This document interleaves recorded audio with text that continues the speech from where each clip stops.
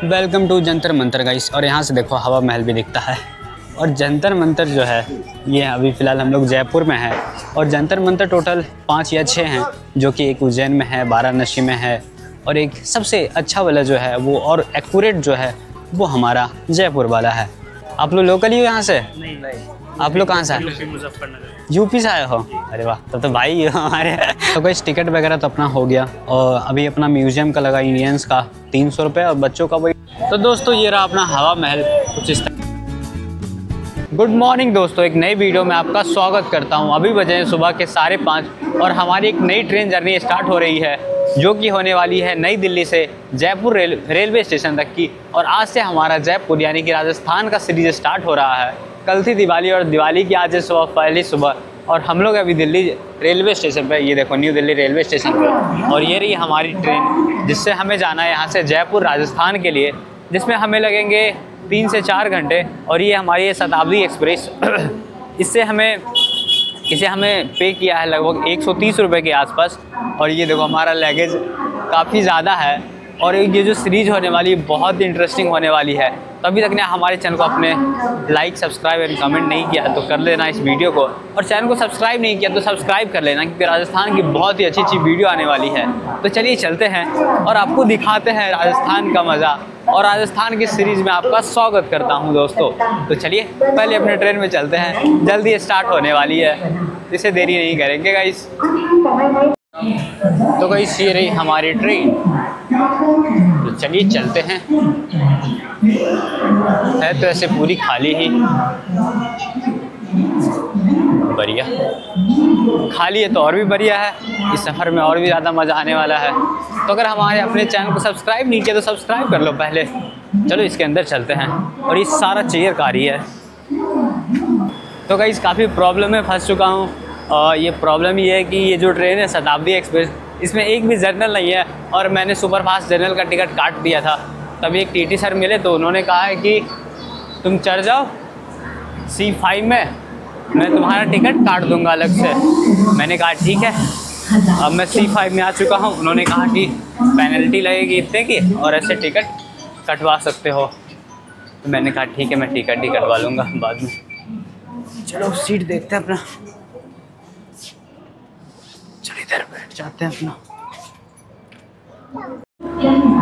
मुझे नहीं पता था कि इतना ज़्यादा महंगा हुआ ही है। इसमें लगभग 1000 रुपये लगेंगे हमें। और इसमें सारे के सारे फॉरेनर ही है। कोई बात नहीं, लेकिन फिर भी चलते हैं और इस सफ़र का मज़ा लेते हैं दोस्तों। और ये रही हमारी शताब्दी एक्सप्रेस जो कि कुछ ज़्यादा ही महंगा पड़ गई आज हमें, लेकिन कोई बात नहीं।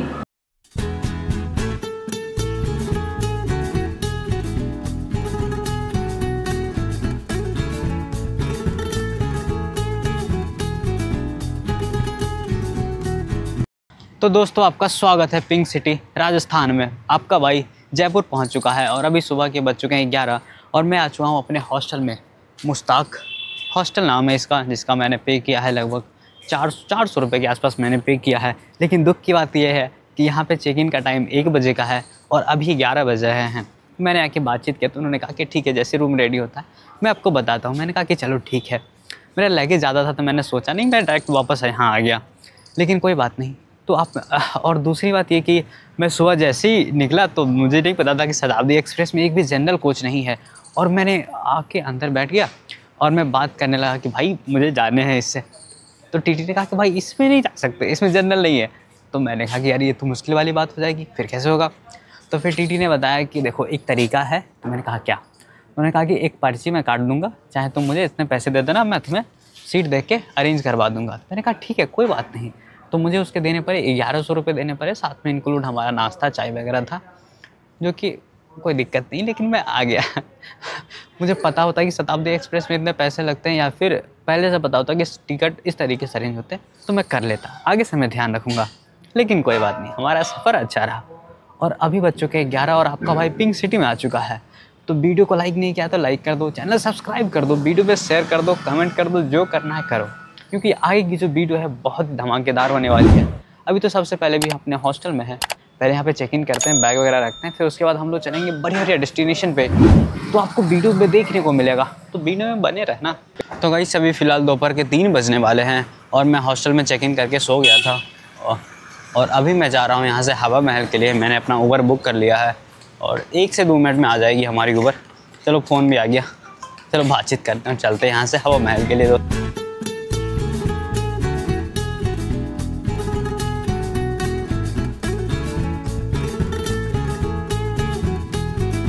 तो दोस्तों ये रहा अपना हवा महल, कुछ इस तरीके का दिखता है और आपका भाई हवा महल पहुंच चुका है। और लोगों की भीड़ देखो, इसे देखने के लिए कितना ज़्यादा है। इसके अंदर जाने के लिए क्या करना पड़ेगा।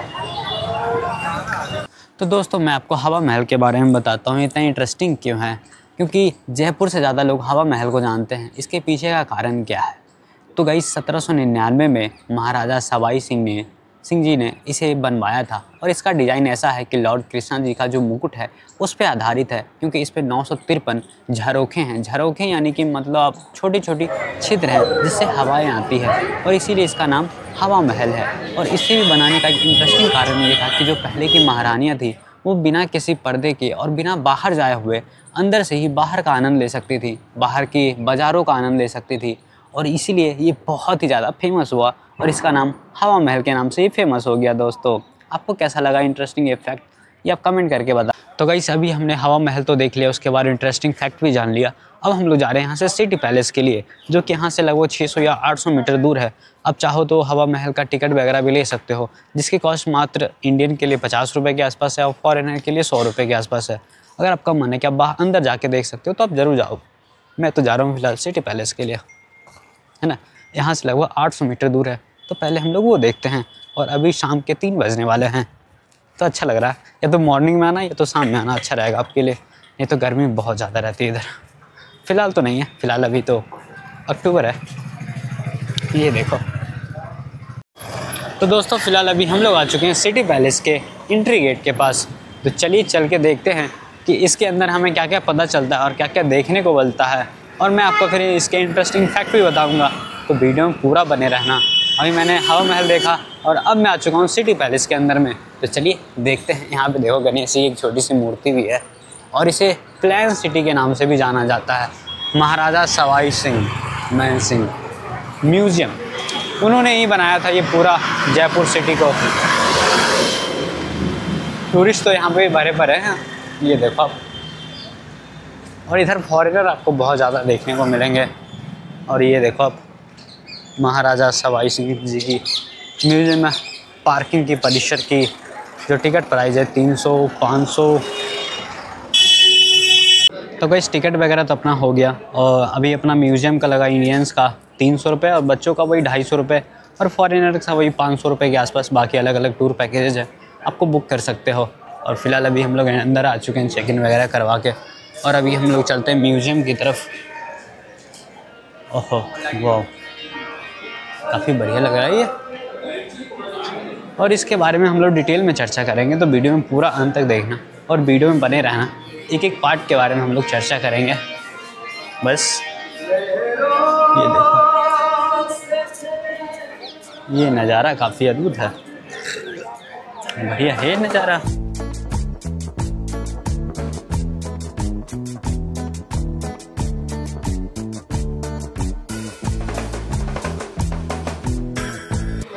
चलिए जी हम लोग म्यूज़ियम में एंट्री लेते हैं, देखते हैं किधर क्या क्या चीज़ मिलता है हमें देखने को। अरे वाह बढ़िया। ये देखो symbol of the king and court, राजा और राजा के दरबार के प्रतीक। बढ़िया जी। ये क्या है, a pair of throne finals. बढ़िया। The family tree.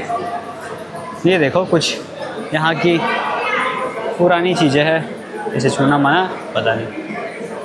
और ये देखो सारी म्यूज़ियम में हम लोग आ चुके हैं और इस सारी पुरानी तस्वीरें यहाँ पे रखी हुई है, बंसावली।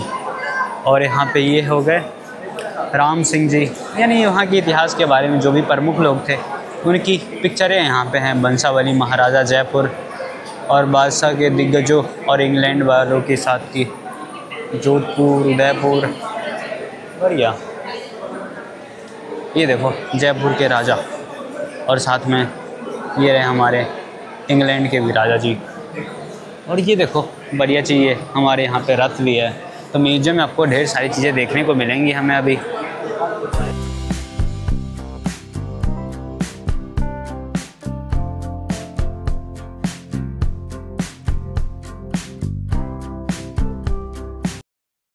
तो गाइस इसका नाम है नामावली दुपट्टा, और इसके बारे में अगर आप जानते हो अब कमेंट करके बताओ इस दुपट्टे का क्या मतलब है, किन्होंने पहना था और ये किनकी तलवारें हैं।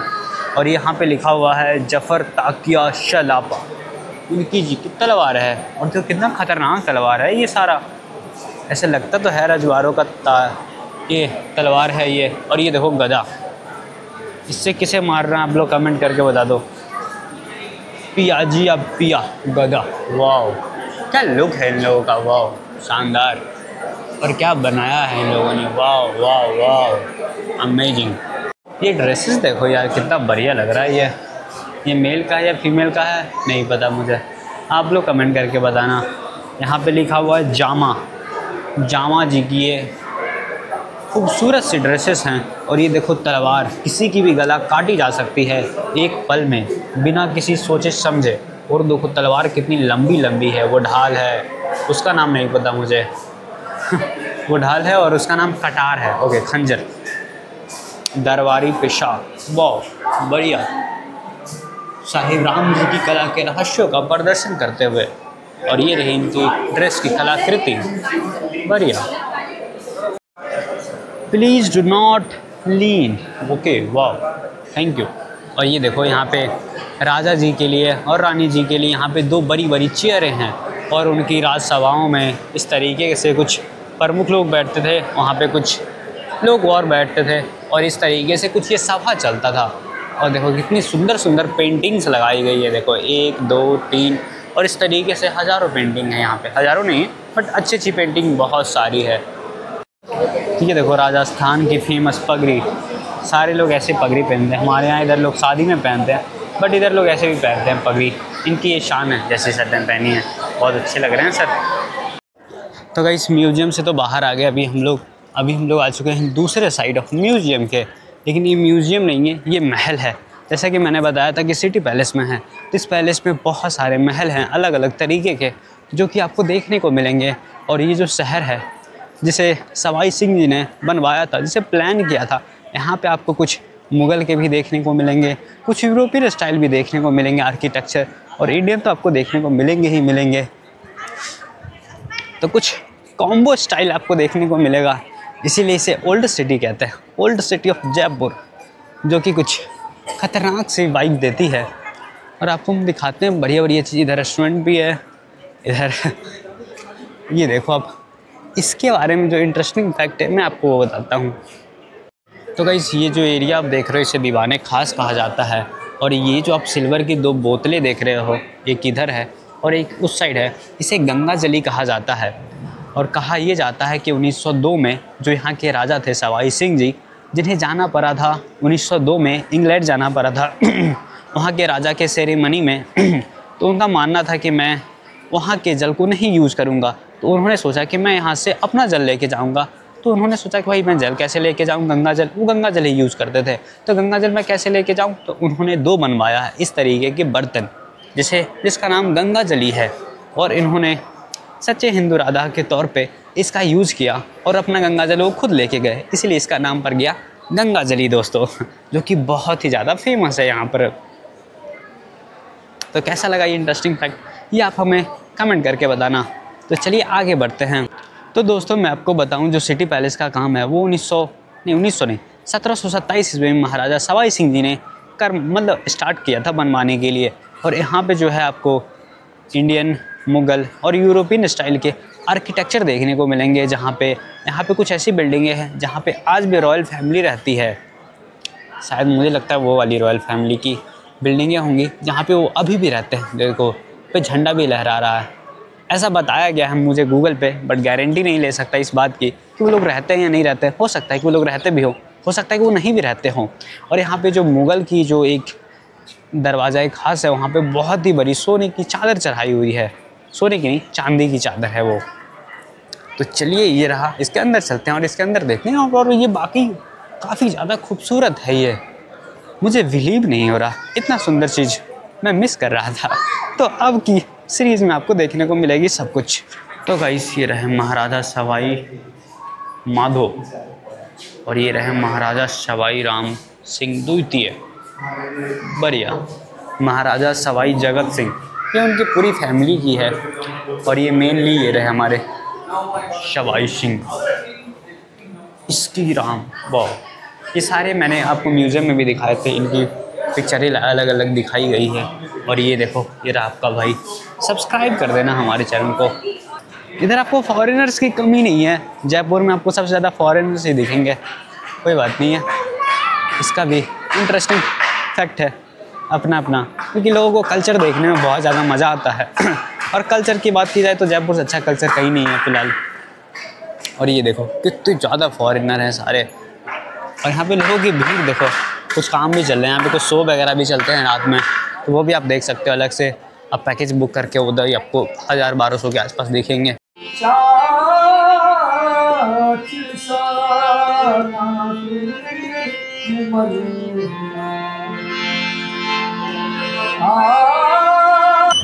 तो दोस्तों सिटी पैलेस घूमने के बाद फ़िलहाल अभी हम लोग आ चुके हैं जंतर मंतर के काउंटर के पास में। ये देखो, ये रहा हमारा काउंटर।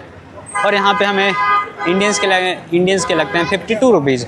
और दुख की बात यह है कि ये 5 बजे काउंटर बंद हो जाता था। मैंने एक भैया को कहा कि भैया मेरे लिए एक ले लो यार। उन्होंने कहा चलो ठीक है ले लेता हूँ, तो अपना काम हो गया।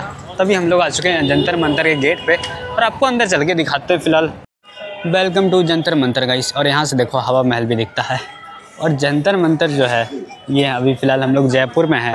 और जंतर मंतर टोटल 5 या 6 हैं, जो कि एक उज्जैन में है, वाराणसी में है, और एक सबसे अच्छा वाला जो है वो और एक्यूरेट जो है वो हमारा जयपुर वाला है। और इसे बनाने का सबसे मेन मोटिव क्या है, ये जो जितने भी जंतर मंतर हैं इसके सबसे बड़े कारण ये है इसे बनाने का। इसे 1728 ईस्वी में राणा जी ने बनवाया था।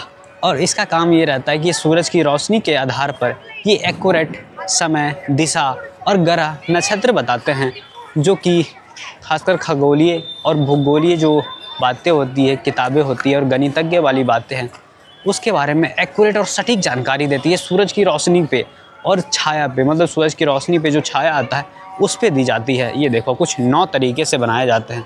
एक वो देखो, एक वो, 2, 3, 4, उधर एक 5, 6, 7, 8 और एक ही ये वाला 9।